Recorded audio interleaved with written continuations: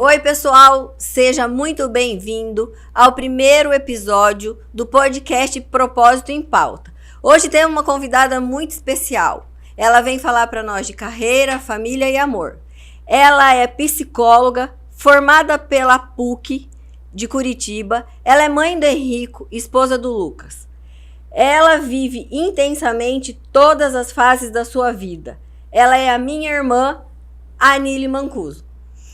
Poxa vida, que responsabilidade nessa largada desse podcast.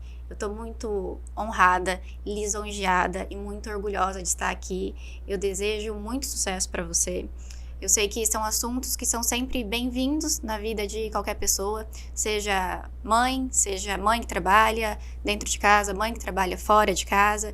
Então, falar sobre vida, propósito de vida, sentido de vida, vai agregar para muitas mulheres, famílias, casais, tenho certeza. É isso aí. E o que eu quero com esse podcast é que a gente fala muito mais do que carreira, do que trabalho. Eu quero que você conheça cada convidado que vir aqui na sua essência, no seu propósito de vida. E Anília, vamos começar falando da sua infância. Como que foi a sua infância, quais foram os aprendizados e o que você traz para a sua vida até hoje? Sobre a minha infância, eu tenho dois lados bem bacanas que eu sempre trago, sempre tento passar também pro Henrico, né, que eu acho que tem a parte da união familiar, que foi um aprendizado muito grande diante dos valores e princípios que os meus pais, nossos pais, né, acabaram depositando na nossa educação. E um lado também sobre persistência, sobre ser guerreiro, não desistir, sobre conseguir ir atrás e dar a volta por cima, que foi a parte financeira, que lá atrás, na minha infância, né, os meus irmãos eram mais velhos, mas eu era pequenininha, e eu fui a única a ter a oportunidade de sair para estudar, então isso para mim foi algo bem marcante. E o que a sua infância, os seus aprendizados, essa oportunidade que você teve de sair para estudar, fez com que você escolhesse a profissão psicóloga, que é ajudar outras pessoas? Eu acho que eu sou um pouco a ovelha negra da família. Eu fui a única que saí ali do sentido, né, da pecuária e fui procurar psicologia. Eu pesquisei não, né, eu procurei a psicologia quando eu precisei de uma psicóloga, que foi no terceiro colegial, quando eu estava morando em Marília. E naquela época eu pensava em fazer dermatologia, ou seja, medicina. Então eu estava ali estudando para fazer medicina. Só que ao conhecer a psicologia, eu me encantei. E eu comecei a descobrir tanto da profissão, quanto descobrir de mim. O que eu realmente tinha habilidade, o que realmente eu gostava. E realmente, diante da minha socialização, das conversas que eu tinha com as amigas naquela época e até mesmo familiares, eu via que aquilo fazia sentido para mim. Eu tinha habilidade em ajudar, em conversar, em ouvir as pessoas, em realmente estar ali para a pessoa que precisava falar de alguma coisa. Então foi esse despertar que trouxe a psicologia para mim, o conhecer uma psicóloga, o precisar de uma psicóloga. E voltando um pouquinho, quais foram os maiores desafios que você teve na sua infância por ser a filha mais nova de 3 irmãos? O que isso te ajudou e o que foi a dificuldade que você teve? Eu não me sinto assim beneficiada por ter sido a mais nova. Eu me sinto com a oportunidade que os meus irmãos, né, que vocês não tiveram, por ter saído para estudar. Porque eu lembro que vocês ajudavam financeiramente. E então isso para mim foi algo que me ensinou a batalhar. Então eu sempre tive nas minhas costas, não como um peso, mas sim como uma responsabilidade de também ser alguém. Até porque eu estudei e as pessoas que estavam ali dentro não saíram para estudar. Então eu sempre tive isso. E eu choro não de peso, de tristeza, mas de emoção por ter vivido tudo aquilo e hoje ter isso como algo que faz total sentido ao me olhar, a olhar a trajetória, a olhar quem nós somos hoje. Anília, nós tivemos uma infância muito privilegiada. A gente sempre teve o pai e a mãe presente, e nós 3, né? Nós 2 e o Guilherme, nosso irmão. A gente conviveu muito com vô, vó, primos, sempre estava todo mundo junto. O que você extrai dessa infância que foi muito aproveitada, na verdade, né? Nós aproveitamos muito. O que você extrai de tudo isso? Eu também acho que foi muito privilegiada. Se toda criança tivesse a oportunidade de viver e de conviver com familiares, de confraternizar com familiares igual nós convivemos, eu sempre, principalmente agora pegando a época do Natal, né? Uhum. O Natal é algo que traz ou muito amor ou muito desamor, do desespero ali, desse afastamento familiar. Então, eu acho que realmente isso fez total diferença em hoje, tanto manter a minha família ali, nós três, como nos preocupar, né? Nos organizar, nos planejar, nos esforçar para manter a família no contexto maior, que são irmãos, sobrinhos, porque hoje eu tenho muita vontade que o Henrico viva o que eu vivi lá atrás. Então, eu acho que foi total, assim, diferença em como eu cresci, como eu me sinto hoje e como eu vejo a família. E das coisas que nós vivemos na infância, qual que é a melhor lembrança que você tem? Eu lembro das festas, pode ser isso? Pode. As festas de final de ano. Inclusive, esse ano que nós vamos passar só nós três, pra mim é estranho. Eu fico pensando, tá, mas espera lá, e a bagunça de final de ano, né? Então, assim, estou indo muito feliz, mas é a primeira vez que vamos passar de uma forma menorzinha, de uma forma mais discreta. Então, as confraternizações, principalmente a chegada do final de ano, que era demorado. Sim. Nossa, o ano passava, rápido, era um ano mesmo, agora um ano é um mês. Então, aquilo lá me faz... são as melhores lembranças que eu tenho e que a gente realmente vivia a infância, né?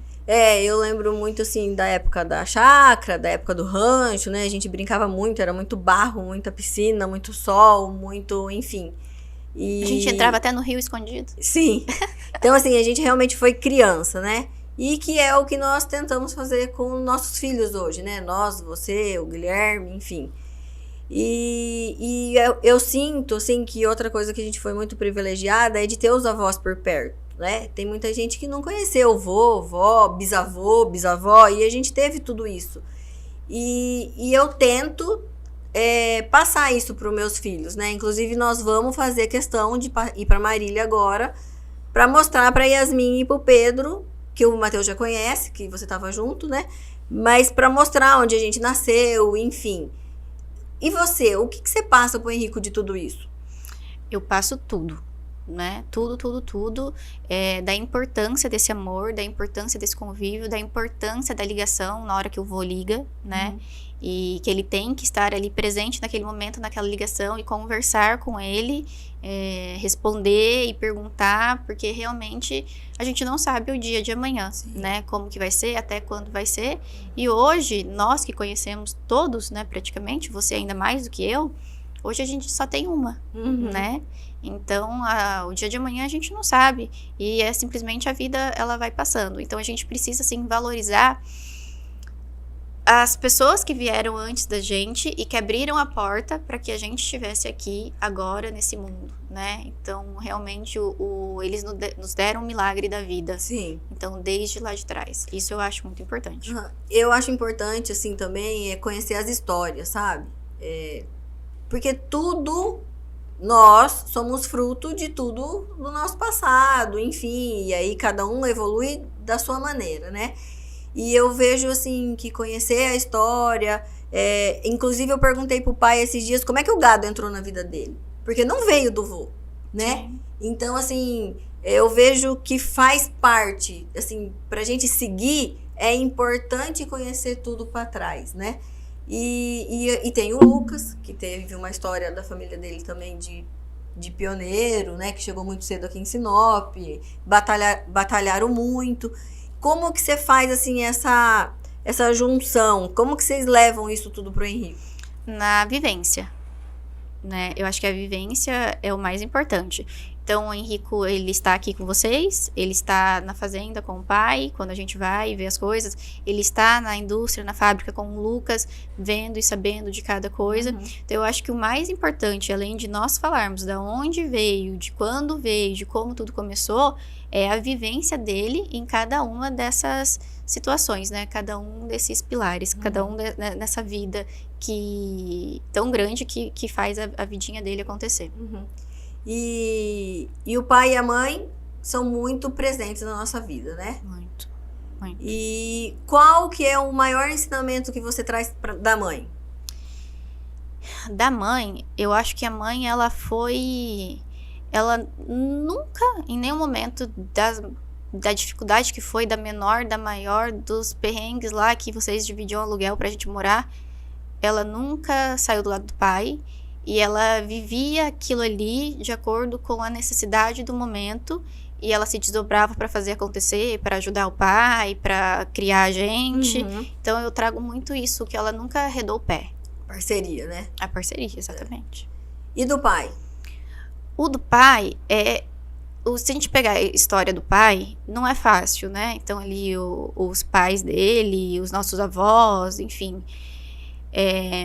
Eu acho que o pai foi uma reviravolta, assim, na vida. O que ele conseguiu fazer com a vida dele, com a família dele hoje, com os negócios dele. Sim. Então, eu tenho muito disso dele. De exemplo. De exemplo, exatamente.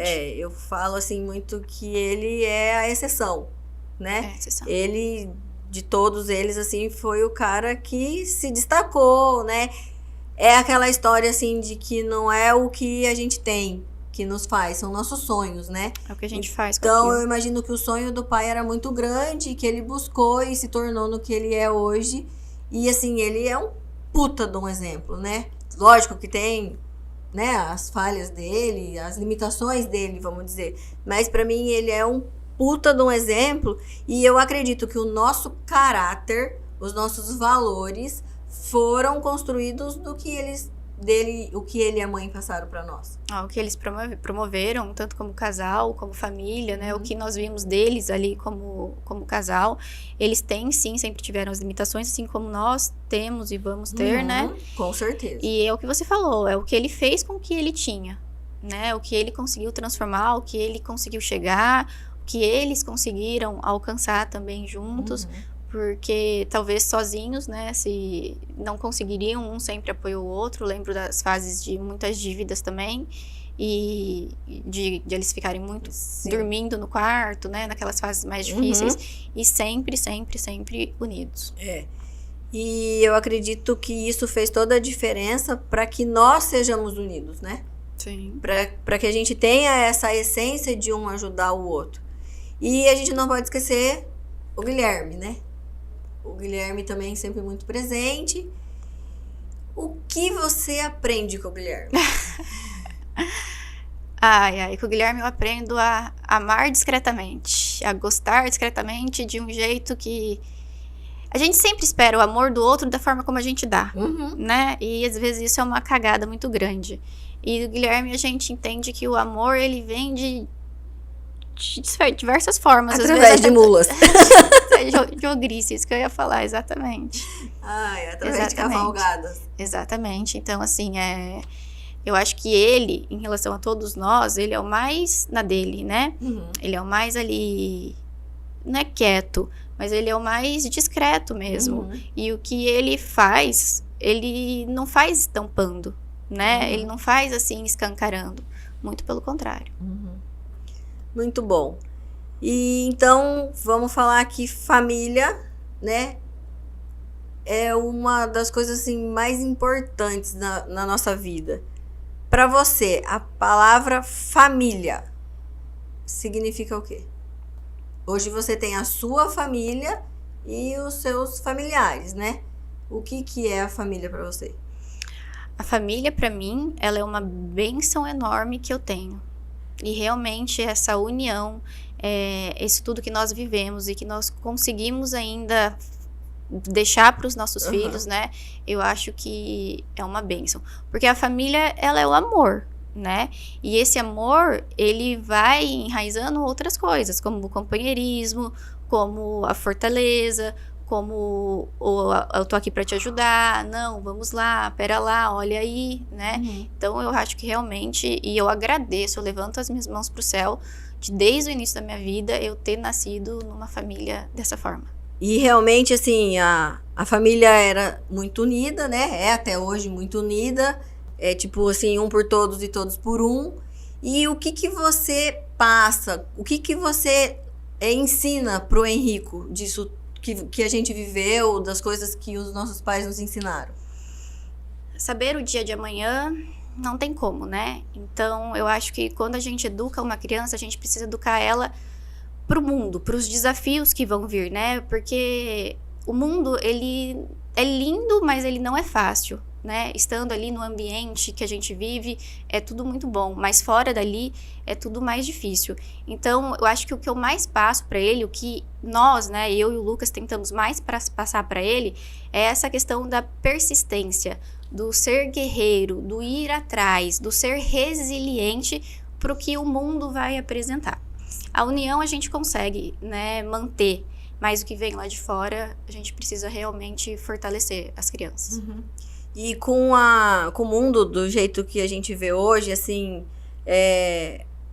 as crianças muito frágeis, né? Elas não se frustram, os pais não deixam quase as crianças se frustrar. A gente vê as crianças com muita tela, enfim.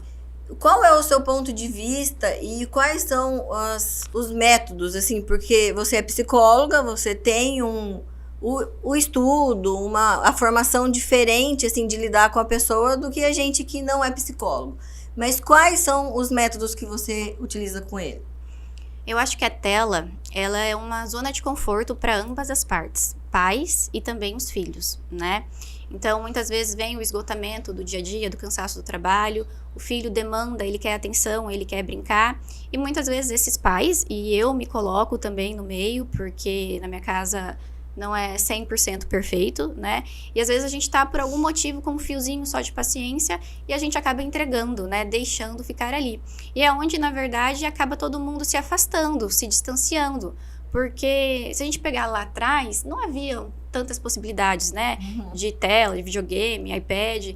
Era bem menor. Os desenhos passavam hora marcada na TV.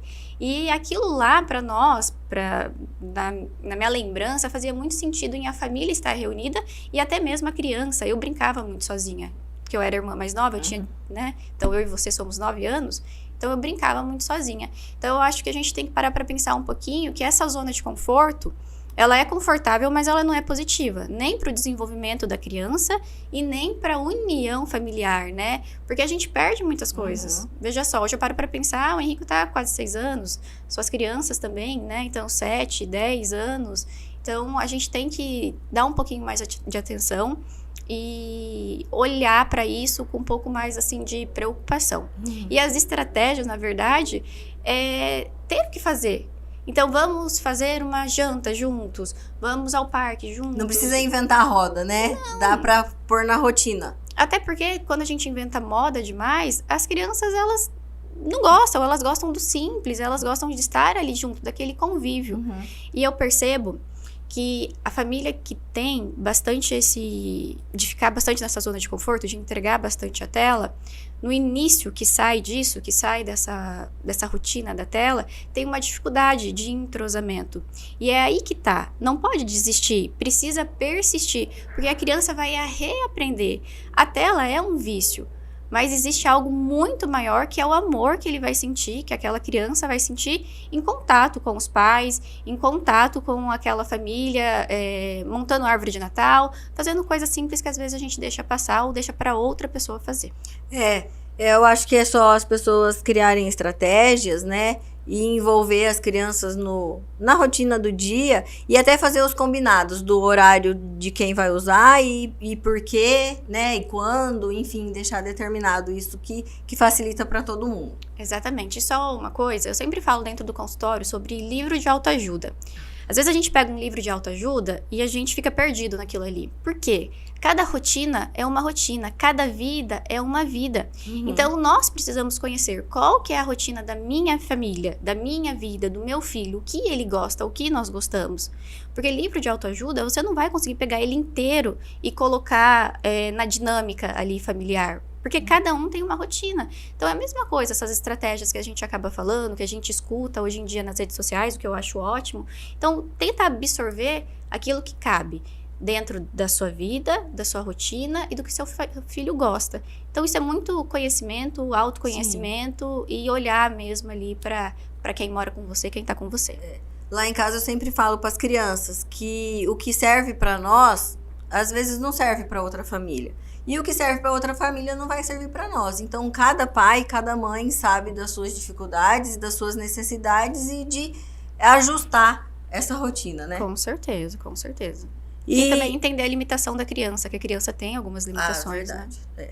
Tem algumas crianças que precisam até de alguma atenção ou de algum estímulo diferente das outras, né? E a gente tem que respeitar cada um. E a psicologia, ela veio na sua vida por quê? Você procurou, assim, você via a necessidade de ajudar as pessoas, você tinha um instinto, o porquê a psicologia, aonde que ela entra aí, assim, no ajudar, mais no modo de ajudar os outros do que só a profissão em si? Eu gosto muito do contato, né? Então, eu gosto muito do estar ali com a pessoa. Hoje eu atendo somente online, mas a gente consegue fazer essas sessões, assim como as presenciais. Então, eu gosto muito daquele ver a pessoa evoluir, né? Ver a pessoa quebrando as barreiras dela. Lidar com as nossas sombras, todos nós aqui temos, não é fácil. Muito pelo contrário, eu lido com as minhas até hoje, você vai lidar com as suas, todo mundo aqui lida. E quando você pode ajudar alguém a sair de um buraco, de uma depressão, né? Ou, por exemplo, um medo que ela vai se desafiar e ela vai conseguir sair do lugar, ela vai conseguir conquistar outras coisas, até mesmo a liberdade, às vezes, de andar de carro, isso para mim é muito gratificante. Então, o vínculo, né? Eu sou muito de criar vínculo dentro com os meus pacientes. E eu acho que essa diferença em mim é o principal para ver tantas pessoas melhorando, tantas pessoas superando, tantas pessoas conseguindo ver o mundo hoje mais colorido, mais alegre e com mais sentido. E assim, o que eu vejo como irmã e é uma pessoa que está assim na sua vida, eu vejo assim que você cria vínculos, não vínculos duradouros, né? Não só na profissão com seus pacientes, você tem vínculos de pessoas que você estudou há muitos anos, você cria fácil vínculo, parece que tem por exemplo assim, um imã, né? E aí eu acredito que você também, de uma forma ou de outra, acaba ajudando essas pessoas, porque acaba sendo aquela consulta, aquela reunião, aquele churrasco, mas que acaba sempre tendo uma consulta, né? Como que você lida com isso? Hoje ainda até que é menos, porque acabou que foi dando uma limitada, né, nesse convívio social, no sentido de, não que nós não demos mais abertura, é que realmente a gente tem a família que é grande, tem os amigos, então hoje não tem mais isso. Mas sim, acontecia, às vezes as pessoas vêm procurar, eu não nego ajuda, jamais, às vezes eu falo que talvez naquele momento eu não consigo falar, porque eu estou ocupada, mas eu sempre tento estar disponível. Por quê? Porque a grande maioria das vezes que essas pessoas procuram, a única coisa que elas querem é alguém que escute, né? Alguém que escute e que não vai julgar, alguém que não vai ficar, mas escutar. Porque o grande problema hoje, eu vejo, das relações, até mesmo tem a ver um pouquinho com as redes sociais, com a tela, tem a ver do parar e te escutar e não fazer outra coisa enquanto você está falando. E estar realmente prestando atenção. Hoje em dia, a sociedade tem muito essa dificuldade. A sociedade, ela tem preguiça desse contato, ela não quer. Então, eu vejo que esse vínculo também, que a gente estava falando, que eu tenho um pouco de facilidade, tem a ver com depositar a minha atenção no que aquela pessoa realmente está falando. E muitas vezes, eu não falo tantas coisas, né? Mas é um apoio que você dá, é um abraço que você dá, olhando no olho da pessoa e escutando ela, o que ela tem para falar. Independente se eu concordo, se eu não concordo, se eu acho que vai dar certo ou vai dar errado. Porque hoje, assim, as pessoas realmente têm bastante dificuldade de escutar, né? São poucas as pessoas que estão dispostas a sentar e só ouvir, né? Então, assim, eu acredito que faça muita diferença na vida, tanto dos pacientes, óbvio, que é ali, você tá ali para ajudá-los, mas das pessoas que estão ao seu redor também. E hoje nós estamos sendo educados a não escutar, né? Porque se a gente for num banco, numa fila, em algum lugar, tá todo mundo no celular. A internet hoje é tudo muito fácil. E tudo robotizado, né? Exatamente. Então, hoje tem o áudio, velocidade 1,5, 2, que é para o negócio ir logo. Então, realmente, nós estamos sendo educados a não escutar o outro, a depositar o mínimo de tempo possível para outra pessoa que tem alguma coisa para te falar. A tecnologia ela é muito boa, mas eu acho que nesse caso, em relação a vínculos, em relação a pessoas, em relação à conexão, ela acaba estragando um pouquinho, prejudicando um pouquinho. Então a gente precisa tomar cuidado realmente. E na sua época de faculdade, quando você estava lá em Curitiba, quais foram os seus maiores aprendizados? Quais foram as suas dificuldades e os aprendizados que você teve? A minha maior dificuldade foi no último ano, que eu comecei a atender na clínica da PUC, e eu atendia crianças de abrigo. Então, aquilo para mim foi muito dolorido, foi algo assim que me fez repensar se eu estava no caminho certo, porque eu levava para casa. Então, eu pensava se as crianças estavam passando frio, se não estavam passando frio. A primeira menina que eu atendi, ela viu a mãe dela sendo assassinada no sofá, e o irmão dela colocaram fogo em cima da moto, porque era, né, então pessoas ali de que viviam em favelas. Então aquilo para mim era muito torturante. Então esse foi um dos maiores desafios que eu tive, foi no último ano de faculdade, atender por um ano aquelas crianças. E depois daquilo eu vi que eu tinha uma limitação. Eu não atendo crianças. Eu ia te perguntar, foi ali que você decidiu a não atender crianças e adolescentes? Exatamente. Adolescentes eu ainda atendi, né? Mas crianças, eu não atendo crianças desde daquilo ali que eu vivi naquele ano. Eu vi que eu tinha uma limitação e que eu tinha que realmente optar por um outro nicho, né? Por uma outra idade. Entendi. E teve algum momento que você pensou em mudar de carreira, que você pensou em desistir da faculdade e achar que não era aquilo que você queria? Não, nunca tive essa questão de mudar de carreira, de mudar de faculdade. Eu tive essas dificuldades que me davam medo do que eu iria ser como profissional, como eu iria ser como profissional. Mas mudar de carreira, eu nunca pensei em mudar. Eu nunca pensei assim em trocar, porque eu sempre realmente me senti muito à vontade fazendo o que eu faço, sendo psicóloga. É realmente algo que é natural. E eu não consigo te ver como outra profissão. Mexer com números jamais. E quais são os desafios mais comuns na sua profissão? O que você mais se depara assim nesses anos todos de psicóloga? Eu vou falar, tirando a parte profissional, eu como pessoa. Uma coisa que é muito difícil para mim, mas é compreensivo, óbvio, né? Existem as pessoas que procuram a terapia e elas querem melhorar, e existem as pessoas que procuram terapia e elas não querem sair daquele ninho que elas estão.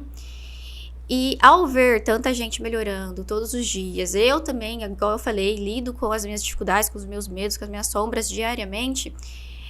Você tenta de todo modo falar para aquela pessoa, é a possibilidade, você vai passar por isso, você vai conseguir, mas a pessoa sempre tem um mais, né? Mas, não. E você vê que você pode entregar todas as estratégias possíveis e aquela pessoa, ela não vai querer nenhuma, porque ela quer, de certa forma, ficar naquele ninho, naquela zona de conforto. Então, pessoalmente, isso não é que me afeta, mas é que às vezes dá uma frustrada, exatamente, por não conseguir fazer ela olhar de uma outra forma, né? Que é só ela brigar mais um pouquinho, insistir mais um pouquinho, entender que todo mundo passa por aquilo, que ela vai ter mais liberdade, que ela vai ver a vida mais leve. Então, esse pra mim é o maior desafio, quando eu tenho o paciente que eu falo assim, que às vezes eu viro só um ouvido gigante. E aí, como é que você lida com essa situação? Você continua com esse paciente? Porque assim, a psicóloga, né, eu faço terapia e já fiz por anos, e a gente realmente cria um vínculo, você tem aquela pessoa ali pra desabafar, enfim, né? Às vezes ela acaba sendo mais importante do que uma pessoa da família, porque é ali que você vai e rasga o coração, né?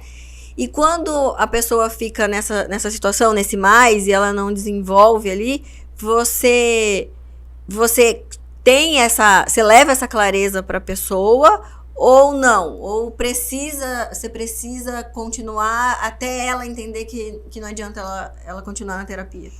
Eu levo depois de um tempo. Eu sou muito honesta dentro do meu consultório, nas sessões, eu sou bastante honesta, mas assim, não nas primeiras vezes, né? Eu tento o máximo de estratégias possíveis, eu tento ajudar, ter muita paciência, né? Porque as pessoas realmente, elas te procuram por um aconchego, por um acolhimento. Uhum. Só que você tá ali como profissional, você tá ali para ajudar.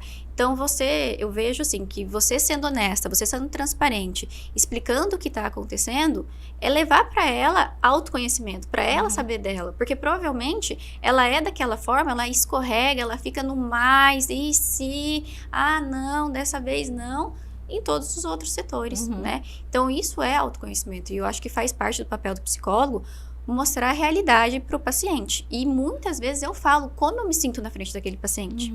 Né? Você é assim, e quando você tá assim, aqui na terapia, aqui na sessão, eu me sinto dessa forma, assim, assim, assado. Provavelmente o seu marido, a sua mulher, o seu filho, sente a mesma coisa, né? Porque vai levando cada vez mais o conhecimento. E já teve vezes, quando eu atendia, foi uma adolescente. E quando a gente atende adolescentes, a gente precisa dos pais, né? E os pais não me reportavam, não ajudavam. Não dava suporte nenhum. E eu falei, olha, para sua filha eu estou sendo uma orelha gigante. Eu venho aqui, ela vem aqui, eu escuto ela, mas como nós não estamos trabalhando juntos, a gente não vai ver resultado. E aquela mãe falou que tá tudo bem, que se eu continuasse daquela forma, tava ótimo. Bom.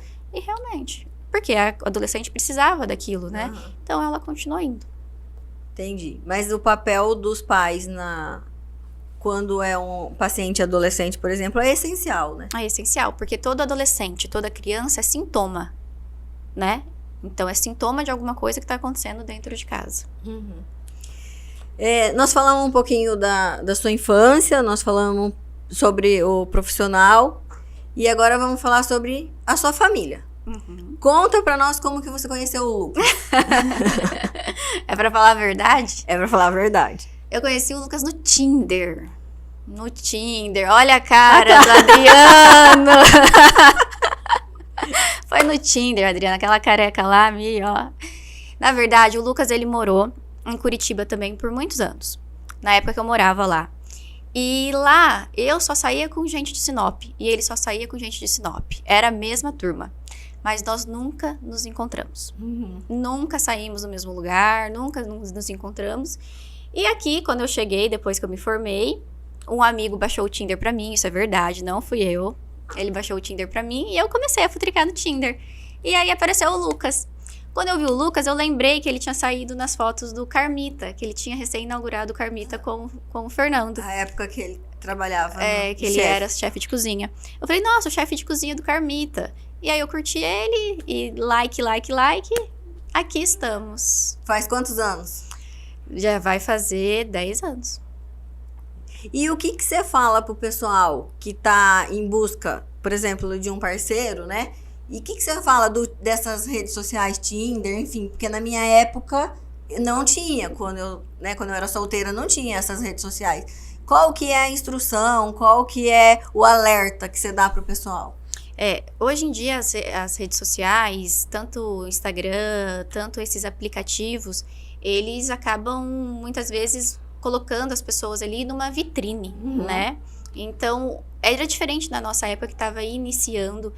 E a sociedade da nossa época, em relação a esse egoísmo que eu falei, a falta de paciência, né? As pessoas traçarem somente um caminho para elas e não quererem abrir mão de alguma coisa para acrescentar outra pessoa na vida, isso acaba atrapalhando muito hoje. E é o que eu mais vejo dentro do consultório, pessoas com problemas no relacionamento ou com problemas gigantescos para conseguir um relacionamento por causa disso, desse egoísmo que está, infelizmente, tão grande nas pessoas. Eu vejo que as pessoas, assim, elas não querem abrir mão de nada. E quando a gente tem um relacionamento, a gente vai construir uma família, quantas coisas você precisa abrir mão? Seja no dia a dia, seja coisas que você planejou para você pro futuro, a gente precisa ter esse equilíbrio. E, infelizmente, hoje as pessoas, elas estão com essa dificuldade. Então, hoje a gente tem diversos, né, aplicativos. Só que as pessoas acabam vendo as outras como se fosse uma vitrine. É tanta exposição, é tanta diversidade, assim, que acaba sendo ali uma vitrine para na hora que eu preciso, o que eu quero. Então, a gente precisa tomar um pouco de cuidado. Eu tenho a impressão de que tem muita coisa fake, né? Assim, fotos muito produzidas, coisas assim que eu acho que quando o pessoal vai ver mesmo, não é a realidade. É a era do filtro, né, Emiliana? Hoje a era do filtro, igual tem no Instagram, realmente as pessoas, elas não se aceitam. E as pessoas, elas buscam ficar exatamente igual o filtro acaba deixando, o que acaba sendo o injusto, né? Porque o que elas fazem com o próprio corpo, com o próprio rosto, é bem triste, assim. Mas existe essa não aceitação, né? O não me aceitar e precisar muitas vezes expor algo que não sou eu. Eu tenho, sei lá, como eu nunca usei, eu só ouço, eu tenho hora que eu tenho um pouquinho de medo, de verdade, né? Mas hoje em dia tem alguns aplicativos que eles são mais modernos e eles têm bastante barreiras para fakes. Entendi. Então tem bastante coisa, até mesmo eu já acabei fazendo propaganda para e tem bastante filtros que você coloca ali que você não consegue ser algo fake, entendeu? Você não consegue, tem que ser perto do seu rosto, tem que ser sem óculos, tem bastante coisa legal, ali que ajuda. Né? Dá exatamente. pra ter mais confiança, né? Dá pra ter mais confiança. E na sua carreira, você fala muito de relacionamento, né? Fala na sua rede social, eu vejo, assim, muito sobre relacionamento, muito sobre orientação para as pessoas. Você faz terapia de casal também? Você diz eu atender casal? Não, eu só atendo individual. Eu não me formei em terapia de casal. Eu foquei só no individual. E aí, o porquê falar na rede social de relacionamento?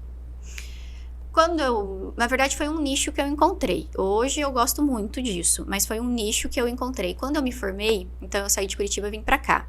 Eu precisava entrar no mercado de trabalho, né? Então eu lembro que o meu primeiro consultório foi dividido com uma nutricionista e eu pagava pra trabalhar. E aí eu comecei a fazer vídeos lá atrás. Então eu me formei em 2014, 2015 eu já estava fazendo vídeos para o Facebook. E eu lembro que a câmera que eu peguei era daqui. Ah, verdade. A câmera que eu peguei, eu ficava... Era aqui do escritório. Não sei quantas 1000 horas pra gravar um vídeo. Que eu fazia tudo sozinha, e eu errava, e não sabia mexer em nada. Então, era daqui do escritório, foi a primeira câmera. E de lá pra cá, eu entrei nas redes sociais, comecei pelo Facebook e migrei pro Instagram. No Instagram, eu comecei falando sobre vida, né? E depois eu fui nichando para relacionamento.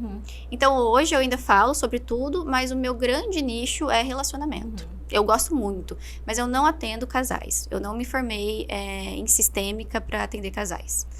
E em que parte da sua vida, em que fase que você estava, que entrou a maternidade? A fase que eu estava crescendo no Instagram. E como que foi lidar com... Porque na minha lembrança era o auge seu profissional, né? E aí você engravidou. Como é que foi? Eu não imaginava que eu ia engravidar tão rápido, né? Então, assim, não foi aquela surpresa, mas foi uma surpresa. Eu achei que ia demorar mais um pouquinho. E aí veio o Henrico. Eu achei que era realmente o auge. Mas a minha explosão foi depois que ele nasceu. Por quê? Eu não tinha tempo para escrever. Eu não tinha tempo para ficar fazendo os textos. E aí eu comecei a fazer frases e grifar essas frases. Que hoje são as que, quando você entra no meu Instagram, estão lá. Essas frases, esses posts dessa forma, foi o que fez a minha explosão dentro do Instagram. Então, o nascimento do Henrico, com a falta de tempo e eu precisar me organizar, me reinventar, acabou fazendo com que eu realmente tivesse um maior auge, que foi logo depois que ele, né, um crescimento muito rápido, logo depois que ele nasceu. E quais são os valores, falando ainda da maternidade, falando do Henrico, né? Quais são os valores que você faz questão, você e o Lucas fazem questão de passar pro Henrico? A gente sempre faz o Henrico... Eu dou muito sempre os homens de casa como exemplo, né? Desde os avós, desde o próprio pai, desde os tios. Então, para ele ver como que é ser homem, o que é ser homem, né? E não no sentido só macho de ser, mas sim de valores, de um homem que trabalha, de um homem que cuida da família, de um homem que respeita a família, de um homem que é honesto, de um homem que é verdadeiro, de um homem que conta a verdade, e mesmo tendo que lidar com, às vezes, consequências duras, né? Então, esses valores a gente não deixa passar despercebido em nenhum momento que a gente precisa ali dar um puxãozinho, sabe? Falar com ele, explicar para ele, porque eu acho que desde cedo a gente precisa alinhar, a gente precisa estar fortalecendo esses valores que realmente faz um homem ter o seu diferencial, tanto no aspecto profissional como no aspecto familiar. E só acrescentando, desculpa te cortar, quando a gente estava falando sobre a questão do egoísmo, das pessoas hoje estarem com mais dificuldade de se relacionar, eu acho que tem muito a ver com isso também, sabe? Nós somos frutos da nossa história. Então, tudo que nós passamos lá atrás respinga hoje de alguma forma, né? E não é à toa que as pessoas têm essa dificuldade de se relacionar, as dificuldades de abrir mão das suas próprias coisas para ter um relacionamento. Porque, às vezes, passaram cada perrengue em casa com os pais, né? Ali como filhos, vendo o casal, que hoje em dia o que eles menos querem é viver aquilo. Por isso que eu falo, lidar com essas nossas questões, com essas nossas sombras, não são fáceis, mas são libertadoras, porque nós somos seres humanos e todo ser humano, ele precisa de amor. Parece que não, mas nós somos seres relacionais. E todo ser relacional, ele precisa de alguém, ele quer amar e ele quer ser amado. Só que às vezes a dificuldade é tão grande, o medo é tão grande que acaba expulsando. E assim, a gente vem numa busca, né, assim, de autoconhecimento, desde quando eu fazia terapia, os cursos, mentorias, enfim, que eu venho fazendo. E eu vejo, assim, que todos os nossos bloqueios, as nossas dificuldades estão muito ligadas ao passado, né? E, lógico, eu tenho pra mim que os nossos pais são muito melhores do que os pais deles. Então, assim, eles já se evoluíram e eles passaram pra nós o que eles conseguiram, né? E, assim, e que a gente vem nessa busca, eu vejo em vocês, nós também, uma busca, assim, de ser melhor também, para que os nossos filhos tenham menos dificuldades. Eu não tô falando de dificuldade de profissão, de financeiro, eu não tô falando nada disso. Eu tô falando como pessoa, né? Mas que eles tenham menos dificuldades, menos travas, menos bloqueios do que nós. Que eles entendam, por exemplo, que fazer terapia é uma coisa normal, não é pra louco, né? Porque essa semana a Yasmin me perguntou por que as pessoas têm vergonha de falar que vai no psicólogo. E as pessoas têm vergonha de falar que vai no psicólogo, ou se não tem, não falam porque algum familiar vai julgar. Não são todos, óbvio, mas muitos têm sim, né? Porque hoje em dia, infelizmente, ainda a depressão, a ansiedade não é vista como uma doença séria, né? É visto como frescura. E isso vem, sim, lá de trás. As pessoas não tinham tanto conhecimento como hoje têm. Mas as pessoas, sim, sentem essa dificuldade, sentem esse medo e muitas vezes precisam esconder que fazem terapia do próprio parceiro, marido. Se as pessoas soubessem quão bom é fazer terapia, eu falo assim que todas as pessoas do mundo tinham que pelo menos experimentar uma vez. Exatamente. E as coisas lá de trás, e às vezes nem precisa ser tão lá de trás assim, às vezes a gente passa alguma situação, um luto, por exemplo, um trauma de perder alguém ou algum acidente que a gente passa, as coisas elas vão ficando dentro de nós quando a gente não entra em contato e a gente acaba, né, colocando embaixo do tapete. Exatamente, varrendo ali, que as coisas vão se enraizando tanto, que vai ficando cada vez mais prejudicial, cada vez mais prejudicando a gente na vida, a gente deixa de fazer alguma coisa, a gente deixa de ir para algum lugar, a gente deixa de se relacionar. Então, a gente realmente precisa ali pôr a cara a tapa. Eu sempre falo isso. Muitas vezes a gente vai realmente levar um tapa, mas muitas vezes não. A gente vai conquistar coisas além. E faz muito bem, né? O desenvolvimento sei lá, infinito pra mim. É porque você só vê a ilha fora da ilha, né? E quando você tá na terapia, é isso que acontece. E como que é a experiência de ser mãe do Henrico e manter a sua identidade de mulher e profissional? Ser mãe do Henrico é uma bênção. Não tenho nem assim o que falar. E sobre a questão profissional e pessoal, eu tive que achar um equilíbrio na minha vida. Então, antes do Henrico, eu atendi até 8 horas da noite, 9 horas da noite. Depois do Henrico, obviamente, isso diminuiu. E hoje, por exemplo, eu estou 100% online. Então, eu atendo em casa, né? Eu fiz um escritório para que eu pudesse estar mais presente, mais perto, levando ele nos lugares. Não abrir mão e nem penso de abrir mão da minha profissão, não quero. Mas eu precisei fazer esse equilíbrio. E esse equilíbrio, ele veio, assim, como um troço em mim, uma vez que eu estava fazendo, acho que já faz uns 3 anos, exatamente. Eu estava fazendo um lançamento de um curso e eu ficava muito dentro do consultório gravando, fazendo o que tinha que fazer, as lives, etc. E eu lembro que eu cheguei um dia e o Henrico não deixou eu encostar nele. Aí ele tirou minha mão e ele só ficava com o Lucas ou Canena. Ele não deixava. Eu só consegui ficar com o Henrico aquele dia na hora que eu pus um desenho pra ele. Então, naquele momento, naquele dia que ele tirou a minha mão de perto dele, que ele não queria que eu encostasse nele, aí eu fiz uma decisão que eu nunca mais ia prejudicar ele em relação à minha questão, às minhas escolhas profissionais. Eu não deixei, não vou deixar, mas hoje eu sei qual equilíbrio eu preciso por conta de quem ele é, do que ele precisa de mim, né? E também o que ele me oferta o tempo todo, mas o quanto que eu preciso ser recíproca e promover aquele amor que ele me dá e ele quer e ele precisa.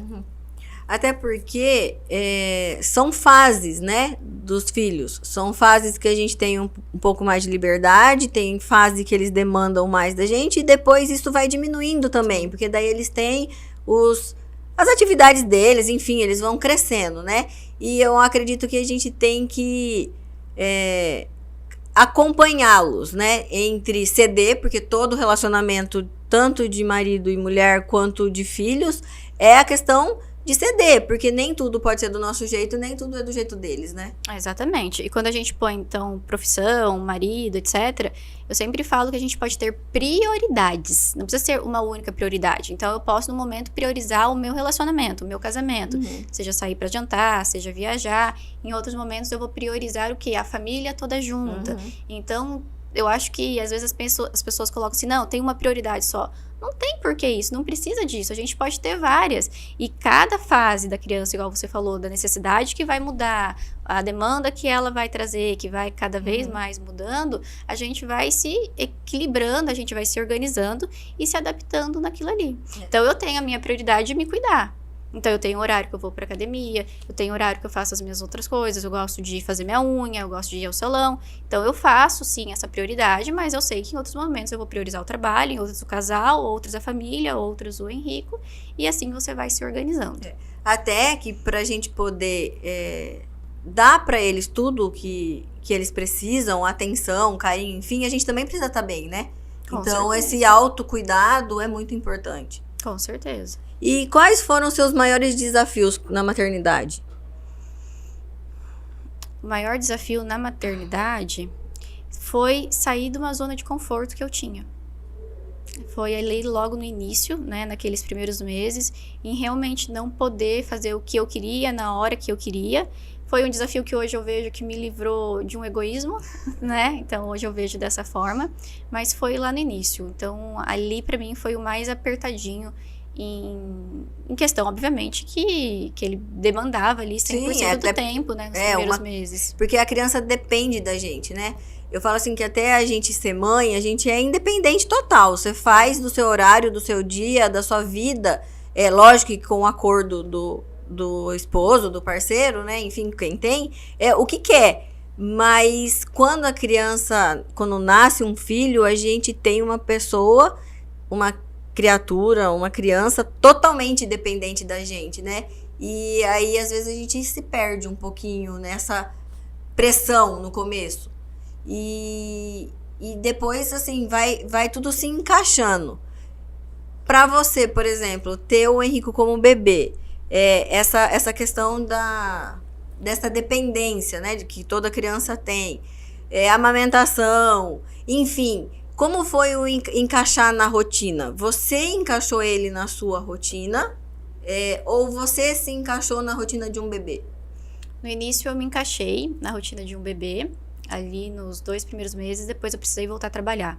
Então eu voltei a trabalhar quando ele tinha 2 meses.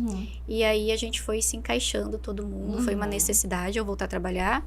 E aí fomos todos nos encaixando na necessidade de todos, né?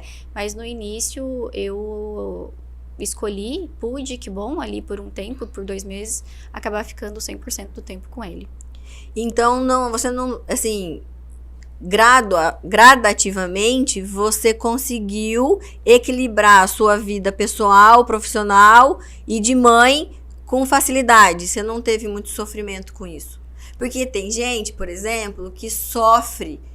Eu tô falando assim, que tem todos as pessoas, assim, todos os tipos. Gente que precisa voltar a trabalhar, gente que pode cumprir o aviso maternidade lá.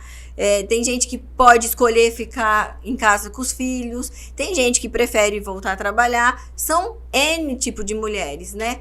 Pra você, foi mais fácil ou mais difícil equilibrar todas essas rotinas?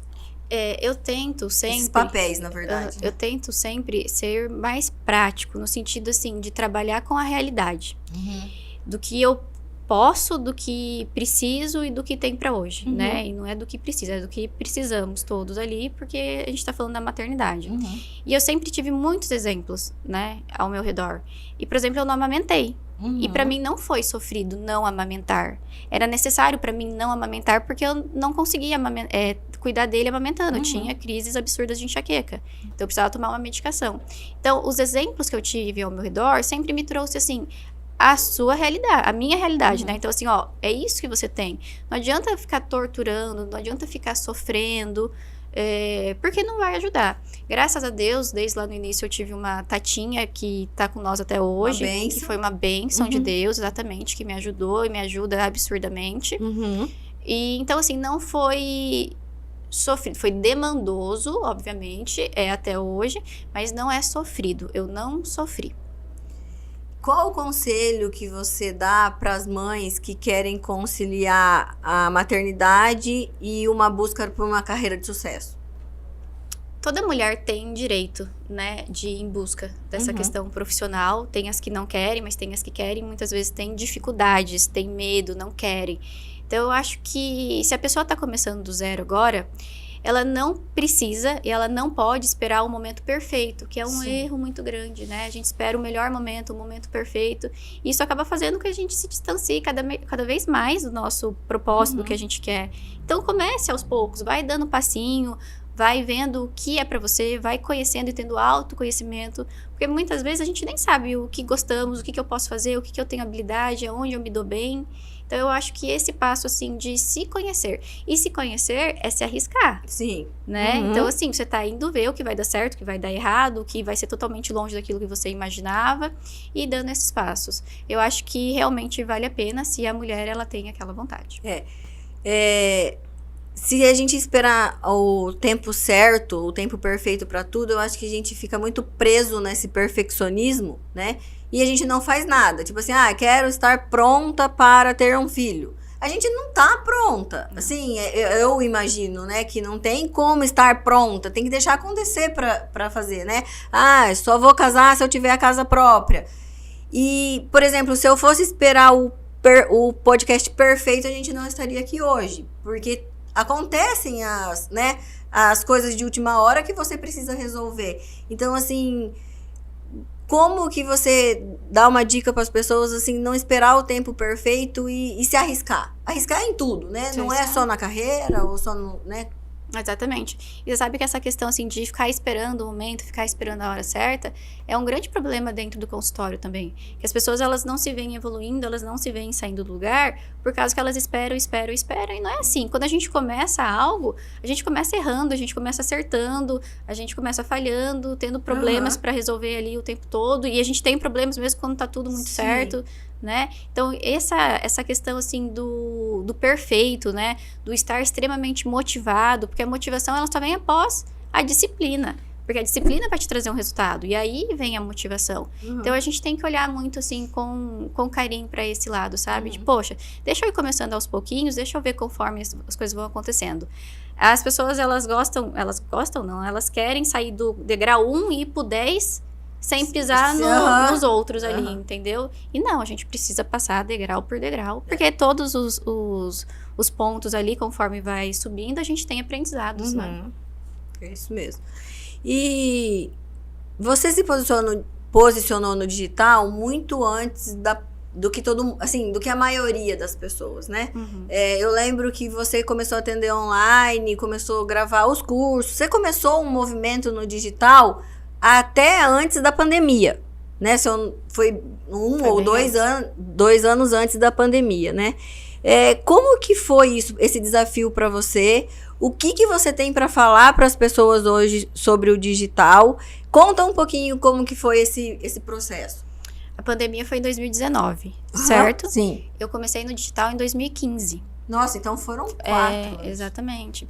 Então, final de 2015, início de 2016, a minha agenda já era 80%, 90% online. Eu sempre tive muito atendimento online. E foi aquela necessidade de entrar no mercado de trabalho que eu te falei. Quando eu vim de Curitiba, foi o que eu fui atrás, entendeu? Primeiro eu comecei com postagens e depois com os vídeos. Naquela época, então, eu era praticamente uma ET, né, fazendo, porque quase ninguém fazia. Sim. É uma pessoa extremamente desconhecida, que não sabia falar direito, que as imagens eram ruins, eu não sabia nem editar, eu só colocava ali o vídeo. Como que você teve esse clique, assim, de, tipo, se arriscar no digital, mas da consulta online? Por quê? Porque a questão a sessão de terapia é uma coisa muito confidencial, né? Muito, assim... E tem todos uns mistérios que as pessoas carregam, que quem já fez sabe que não é assim. Mas como é que você falou assim, não, eu vou atender online? Naquela época já podia, né? Eu lembro que eu pesquisei. Eu comecei e depois eu pesquisei, na verdade. E o CRP deixava você atender. Só que você precisava de um certificado. Então, você tinha que contratar uma plataforma de psicólogos. Então, assim, já havia outras pessoas fazendo, né? Então, você contratava aquela plataforma para você ter um certificado que você era um profissional validado a fazer a terapia online. Então, foi assim que eu iniciei. Eu fiz o certificado, obviamente. Hoje, eu acho que nem precisa mais. Depois da pandemia, foi algo que foi mais aberto. Mas foi assim. E na época, como ainda era algo muito diferente, o que eu fazia? As pessoas me procuravam a partir do Instagram e eu acabava... Não é a palavra deixando, mas eu era minha secretária na época, e eu oferecia 15 minutos. Entendeu? Você quer fazer uma sessão de 15 minutos para você ver como é, me conhecer? E aquilo lá eu fiz por bastante tempo. Os 15 minutos, e as pessoas dali, elas migravam, eu fazia pacote, né, então eu iniciei no pacote, e assim foi indo, mas eu sempre, hoje não mais, mas eu oferecia assim para as pessoas entenderem como era e também me conhecerem os 15 minutos, eu não cobrava por aqueles 15 minutos. Porque assim, isso eu acho que facilita a sua vida, a vida dos pacientes. Você fica sem limite geográfico para atender, porque daí você pode atender, né? Consegue ter uma agenda assim, eu não sei, eu acho que 45, 50 minutos, ou 1 hora, de hora em hora ali, praticamente sem atraso, porque a pessoa não precisa se deslocar. E assim, eu acho que o negócio flui mais, né? Qual que é a região que você atende? Da onde são os seus pacientes? Quais os benefícios que o online te traz? Eu atendo qualquer lugar do mundo, desde que a pessoa tenha internet. Então, a pessoa precisa ter internet. Eu não atendo estrangeiros, né? Mas eu atendo brasileiros que estão fora daqui, tá? Então, a única questão é essa, ter a internet. E aí, eu consigo uma boa internet para conseguir conduzir a sessão, não ter cortes. E assim, eu consigo atender a pessoa. Você falou sobre a questão dos minutos. A minha sessão é de 50 minutos. Mas eu sempre deixo 1 hora para cada paciente, porque eu não gosto de cortar. E às vezes vai mais um pouquinho. Sim. E além de ser psicóloga e atender online, de ter as sessões, você também tem produto digital. Tem. Quais são os produtos que você tem e o que quem está nos vendo pode aproveitar dos seus produtos? Como o meu nicho hoje é o relacionamento, né? Eu trabalho muito com o amor próprio, com o conhecimento e autoconhecimento. E também hoje o meu foco é muito grande na dependência emocional. Né? Que é onde a gente acaba ali entrando também na parte dos relacionamentos tóxicos. Sim. Né? Então eu tenho ali o amor próprio, eu tenho a questão da dependência emocional e relacionamentos tóxicos, e agora eu tô entrando com a parte de término de namoro. que é uma parte também, que é um nicho muito grande, que as pessoas muitas vezes acabam muito... exatamente, lida com o luto e as pessoas acabam se perdendo. E... Esse é pro ano que vem. Ah, que legal. Eu acho que nós já temos um outro podcast para falar sobre relacionamentos. Pode me chamar. E qual mensagem que você gostaria de deixar? Não finalizou ainda. Nós temos mais uma brincadeira ali para frente, um bate-bola ali de umas palavras. Mas qual é a mensagem que você quer deixar para as pessoas que estão nos vendo? A gente lida com tantas pessoas, né? Eu passo por tantas pessoas, com tantas histórias, com tantas dificuldades, com tantos problemas, que às vezes você pensa assim, caraca, o meu problema não é nada perto desse, olha o que essa pessoa passa, enfim. Mas cada dor é uma dor. Cada um sente a sua dor. E o que eu mais aprendi nesses tantos anos de carreira e vendo essas pessoas é que tudo se ajeita. E eu falo, a carga sempre se ajeita no caminho. Vocês aqui, mais que ninguém, sabem que a carga sempre se ajeita no caminho. Parece que não vai caber, mas cabe sim. A gente suporta, a gente consegue, a gente se adapta, a gente se organiza, a gente faz o que é preciso. E essas pecinhas desse quebra-cabeça tão baranhado, tão bagunçado, tão difícil, elas vão se encaixar, elas vão se encaixando. Mas se você não começar a movimentar elas, se você não tentar tirar elas do lugar, realmente aqueles nozinhos vão continuar ali. Então, dê o seu passo, faça acontecer com o que você pode, com o que você consegue no momento, porque tudo se ajeita. A carga sempre se ajeita no caminho. Essa frase é ótima, né? E ela cabe mesmo na vida da gente inteira. A gente vai fazer um bate-bola agora. Eu vou falar uma palavra pra você e você vai falar a primeira palavra que vem em sua cabeça, tá? Tá. Então vamos lá. Deus.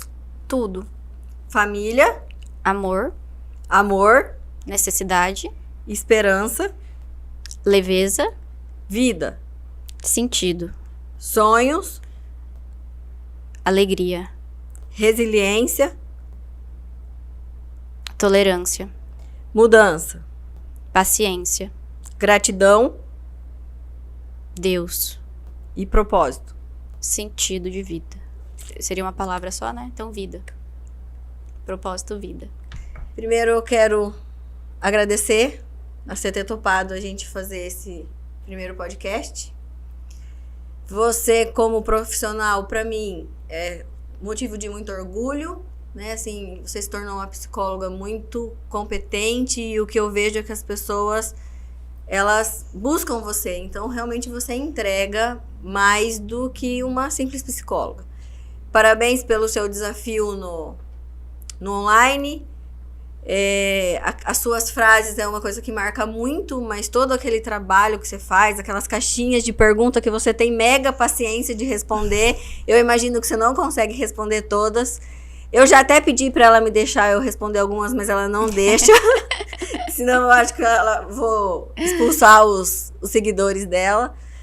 Mas parabéns pelo seu trabalho, pelo seu papel de mãe, seu papel de esposa e pelo seu papel de irmã. Eu que agradeço. Eu achei que acabou rápido demais. Foi muito ligeiro, passou rapidão, foi muito gostoso, foi muito leve, fluiu bastante. Eu que agradeço. Eu falei no início que eu tô muito honrada, lisonjeada e orgulhosa de estar aqui. As sombras que a gente carrega, elas não são fáceis e a gente precisa se desafiar o tempo todo, né? E eu acho que a união, as pessoas ao redor, esses vínculos que a gente falou lá no início, eles vêm para realmente ajudar, para dar apoio, para dar um suporte, para ser uma bengala quando precisa. E eu tô muito feliz, quero participar de novo, falar de outras coisas, tá? Só não vale falar da infância. Tá bom. E eu desejo todo sucesso para você, que esse seja o primeiro, e vai ser, né, o primeiro de muitos propósitos em pauta. Parabéns. Amém. Obrigada. E vocês que estão aí nos ouvindo, se vocês gostaram da nossa conversa, siga a Anily no Instagram, @psicóloga Anily Mancuso. Ela fala de muitas coisas, ela fala de relacionamento, ela dá muitas dicas. É muito bom o Instagram dela. E fique com nós nos próximos episódios. Eu conto com a sua audiência para os próximos Propósito em Pauta. Fica todo mundo com Deus e muito obrigado pela sua audiência.